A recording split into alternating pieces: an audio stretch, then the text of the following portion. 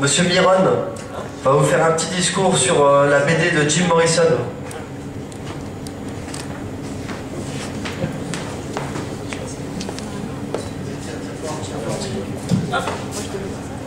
Bon, j'ai pas préparé de discours.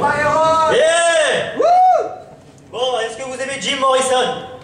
Oui. Ah non, plus que ça. Vous aimez Jim Morrison? Ouais. Bon, je vais vous parler un petit peu de Jim Morrison, qui fréquentait beaucoup le lieu dans les années 71 plutôt. Oui, c'est plutôt l'année 71, parce qu'il faut dire que ce club avant s'appelait le Rock'n'Roll Circus, et oui, un club mythique où beaucoup d'artistes venaient à la fois se restaurer, parce qu'il y avait un petit resto, puis il a passé des nuits assez folles. Et Sam Bernett, c'était le propriétaire de ce lieu. Vous avez présenté un bouquin la dernière fois, écrit par Sam Bernett, une sorte de biographie, et puis avec toute l'histoire du lieu.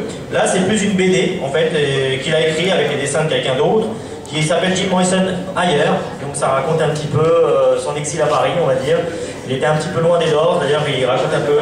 c'est des anecdotes, en fait. Ah ouais, yes.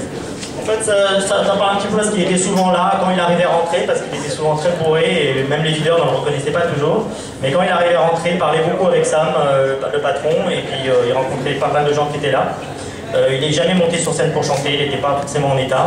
Il raconte un peu toutes sortes d'anecdotes, en fait, quand il a essayé d'enregistrer, il a essayé d'appeler les Doors aussi pour leur dire de venir ici. Enfin, il était un peu dans un autre univers, il avait quitté il voulait plus être rockstar, il voulait vraiment être poète. Il raconte ça à Jim, il voulait être reconnu comme poète et plus comme chanteur.